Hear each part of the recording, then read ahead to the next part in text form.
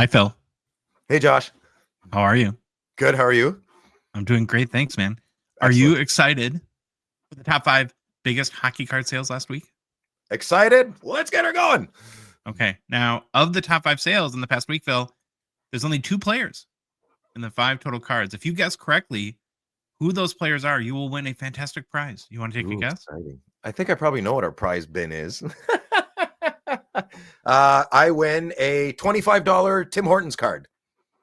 No, but what? You see, now you can't talk about the prize before you win. You got to guess the players first. So you're jumping ahead. I'm going to guess Wayne Gretzky, always. And Ding, ding, ding. Oh, yeah? Okay. Yeah, that's one. And I'm going to go with, it feels like a Crosby kind of week. Oh, great guess, but you're wrong. So now you get audited by the U.S. IRS, even in Canada. Oh, no. Yeah, they're going to come get you, I guess. All right, let's get into it. We'll be okay.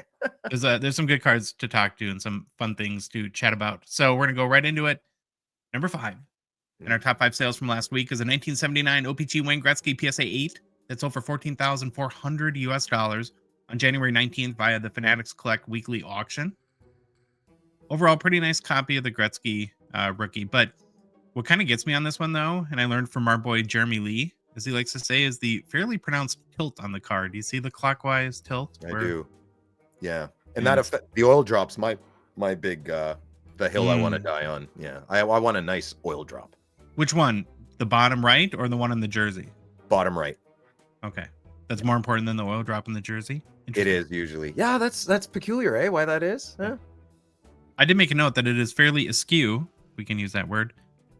Well, and this is, again, we probably mentioned this before, by far the most complicated card in all of the hockey hobby to evaluate condition. And I would recommend to any newer collector that has the cash and the desire to own a Wayne Gretzky rookie to consult people that have more experience or expertise before you buy one, because there's so many details that once you know them, they really tend to, some of them might bother you greatly, like the oil drop in your case, or tilt, right? Those sort of things. And then you're kind of living with a card that you can't get past that. It's like I always say, like the arrow and the FedEx logo. Once you see it, you can never unsee it, right? Any other thoughts on this PSA 8 Wayne Gretzky? I like your suggestion of educating yourself and asking for advice and guidance from others, because you'll walk around stronger and more confident when you're at shows, when you're searching eBay. Well, I don't think you should be buying raws off eBay, but you know what I mean. It'll put more pep in your step the more you know about the Gretzky rookie, and there's lots to know. Mm-hmm. Well, you ready for number 4? Let's do it.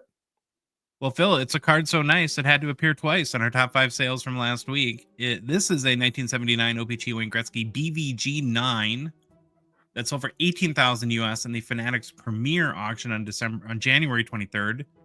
Now, much better registration on this copy. The oil drop is in a better spot for you, Phil, than the PSA 8 we just looked at. But what gets me on this card? Well, there's something on this card that kind of gets to me. If you look at the bottom corners, the bottom edges leading the corners, they both kind of go out. Like Jeremy said, it's pregnant. Yeah, pregnant. Okay, there you go. Well, that was his words, not mine. But yeah, Jeremy said pregnant. So it's kind of strange. I don't think I've ever seen that on a Gretzky rookie before, but maybe it bothers some people, maybe it doesn't bother others. Now, this card is in a BVG holder, which stands for Beckett Vintage Grading. Phil, not sure if you knew that. And a BVG was used, I don't know, or still is used for cards that were pre-1981. And one other aspect of the BVG slabs is they do not include subgrades, which I kind of think was a mistake, because the subgrades are really the key feature of a Beckett slab. They're great. And I would love to see the subgrades on a 79 O-Pee-Chee Gretzky rookie. The other thing that, I probably should be over by now, but always gets to me on a BVG 9 copy of this card is just the price difference between a PSA 9. Yeah, it's wild, eh? I would actually take the other one. Really? You'd rather have this one makes me a bit nervous. The way I'd have to, I'd ultimately like to scan it and magnifying glass it in my own hand, but I find that a little concerning, the way the edge is straight, and then kind of sticks out there. Even the bottom left, a little bit. It just seems a little played with, maybe, and you Yeah, don't or know like, how old this BVG slab is, right? This could have been graded 10 years ago. mhm. You wonder if it would get like a miscut qualifier if it was graded by PSA or something like that. I don't know. And just getting back to the price difference real quick, a note is like a PSA 9 copy sells for over $100,000 all day long. So you That's have like a crazy. 5x difference, 6x difference, maybe in some cases, between BVG 9 and PSA 9. All right. Well, we're done with the Gretzky's. Now, at number 3 in the top 5 Crosby. hockey. No, Okay. a really cool card, though. Ooh. It's a 2015 The Cup Connor McDavid limited logos out of 50 PSA 10 that sold for 28,800 US in the Fanatics Premier auction on January 23rd. Now, what makes this card instantly special? The player, the autograph is heavy and thick. Seems like it to me. And that's a patch you don't see. It's only a well, it's not a color. It's a color in this situation. It's a 2-color and it's a unique, right? It's got a more of a design and you can see that's the E, I'm assuming, right? Yeah, probably like in the Oilers or something like that, I would guess. But all good observations, but not what I was getting at. Another one, 25 out of 10. It's nice. Divisible by 2. Smooth. 25 out of 10, out of 50, you mean? 50, sorry. Yeah, no, 25. Yeah. I'm looking at 5-0 and I'm saying 10. 25 out of 50. It's nice. Still haven't got it, but I'll let you know. And what makes this card incredibly special to me is, remember, Phil, limited logos RPAs have game used patches. And it's one, if not the only, one of the only from 2015 McDavid that you'll find a game used patch in his rookie patch auto, which is huge, I think, right? Because you look at like his like true RPA from the Cup, it's event used patch. Good point. You're big on the game used, yeah. And the true RPA will sell for, and these are kind of the funny nuances of the hobby. True RPA will sell for 2 to 3 times with this card. Rookie card. I'm always on that. I'm always on that. Like my Tim Stützle rookie exquisite, it's not game used, right?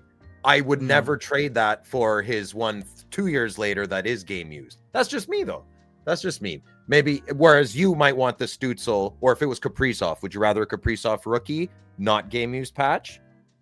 Or would you rather this card, which is a rookie and game used? No, which is amazing. I know. I took the conversation somewhere else. Okay. Sorry. All right. Now, it would be, you kind of mentioned the patch. It is an interesting patch, but it is a 2-color patch, so it would be kind of out of this world crazy if it was 3-color, especially with these McDavid RPAs. You get that little orange in the patch, and that just gets all the hobby feels going. That's the big ticket price, though, right? The game used, the rookie, McDavid. I mean, that's just all. Do you think if this wasn't game used, let's say it was just event used, it would be like 22,000? No, probably less than that. And I'm a huge game used stan, Phil. I'm not ashamed of it. I'm ashamed of many other things, but I'm not ashamed of that. We shall not name those things on air. No. Well, and speaking of the true RPA, at number 2, here you have it. 2015 The Cup McDavid true RPA out of 99. It's a 3-color. Yeah, 3-color by technically, mostly a 2-color, but an interesting patch nonetheless. Sold for $43,900 on eBay on January 20th. Now, okay, I want to make one more stump for my limited logos card, if that's allowed. So you see how like the auto is written over all the text, like autograph rookie patch, where you go back to limited logo here. Oh, it's a nice clean white. Yeah. You can very clearly see the auto. Again, nice cards. I would take the limited logos over this. Does that make me crazy? I think so.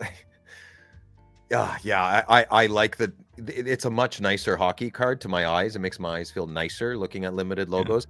I'm not a big fan of the 15-16 design because of that reason. And but I mean, it's still, a grail card for so many people. I would take this over the limited logos, but I wouldn't like it. We won't have to fight over it then. And it's not like that nobody's getting an L here, Phil. We're arguing like the difference between a Ferrari and a Lamborghini, right? Yeah, if you lose the debate, you still get a Ferrari or a Lamborghini. All right, I'll take the Lambo. I lost. yeah, there you go. Okay, now we're quickly on to number 1, and boom, another McDavid True Cup RPA with a much better patch sold than the Fanatics Premier for $55,200 on January 23rd. And it's got a great auto on it, of course. And BGS 910 is a great grade for any Cup card. I was able actually, Phil, to find 4 total public sales of this exact card in Card Ladder sales history. Okay. So it's changed hands a few times. Now, the first sale I could find was on December 19th, or December 2019, I should say, when it sold for $22,100 US. Then it jumped to $59,040 US in April 2021. Wow. Before it hit its high point in May of 2022, when so much of the market was peaking at $90,000 US. 90 large. Wow. And then it's retreated now back to $55,200 this past week. And for a little bit of other reference too, the highest sale of any one of the 99 Cup RPAs for McDavid in a BGS 910 holder was $120,000. It was a different card back in April of 2022. So I don't know, maybe a collector bought it this time and will keep it in their collection, or if this is just one of those investor flipper type cards. But I don't know what's going on. Well, is there a McDavid sell off? Are people getting excited about their Cup prospects? But a lot of McDavid action in hockey card sales last week. Yeah, maybe people are being focused more on Ovechkin hitting the milestone, beating Wayne. I don't think that's it. I think it's just a bit of hot potato.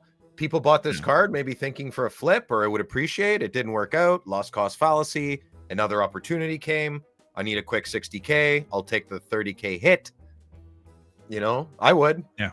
If I have an opportunity and I need 30,000, I would take the loss and risk it on something else. It's too bad. It goes to show you, no matter the card, there's still a lot of risk in the sports cards market. No matter where you buy it, there's no guarantee it'll go up. Yeah. Especially at the point that you're looking to sell. And, where a lot of these cards too, they typically always sell in auctions, right? And an auction is a risk. You don't know when you have a limited pool of buyers, you don't know if there's something going on for some people on the day the auction ends, or there's a lot of factors that have to come together for a card to, hit a big number or set a record price. You need competition. Do you think Connor McDavid owns any of these high-priced cards of himself? You don't have to be like a hockey card collector. You might be like, look, I just want one of the best rookie cards ever. Maybe just quietly owns one, right? Or 10. Maybe. I know Tom Brady owns like a lot of his cards. Yeah. Would you, if you were an elite like NHL hockey player, probably playing for the Maple Leafs, would you own any of your cards? Well, I was a hockey player. I was just very subpar. I wasn't even mediocre. I was like, oh, Phil's trying out again. Like, yeah, to the B team. I would like to think I would really still collect. Because I collected as a kid. So if I was kind of going through the draft, and maybe you would think there was a point in my life where I thought cards turned into like, oh, that's kid stuff. When I really got into silver bars, when in my late 20s, I had a bit of a snooty attitude towards cards. I was like, oh, I can't believe I collected cards. And for like a year and a half, but I was being heavily influenced from a lot of older farts with silver bullion. And then I bought it like a rhodium bar. And I was like, what am I doing? Rhodium? Yeah. Okay. I bought a 1 ounce of rhodium. Making iPhones or what? It's just bullion collecting. But then I went back to cards. So I'd like to think if I was a professional athlete, memorabilia and cards would still matter to me a lot. I have a guess about that though, because I would like to think that I would collect too, but I'm assuming we would be much more into vintage. It would be like a little awkward, like if you've been in the league for 14 years to be buying like Betsy Young Guns at this point. Oh yeah, that'd be, hey kid, can I get your autograph? Like, what is that all about? Yeah, you'd respect the vintage more, right? You'd be like, okay, I can't even score 10 goals in the league, and I'd collect all the previous guys, ridiculously good. Okay. Well, that's your top 5 cards for this week. Which is your favorite? Is it this one? I would assume. Yeah, I would have to assume. Let's get some more variety. Hey, rich people, buy more different cards so we can talk about them next time. Yeah, well, we'll have fun regardless. But I agree. We're gonna get 3 Gretzkys and 2 McDavids. Variety is the spice of life, Phil. Okay, we'll be back next week. See you then. Bye.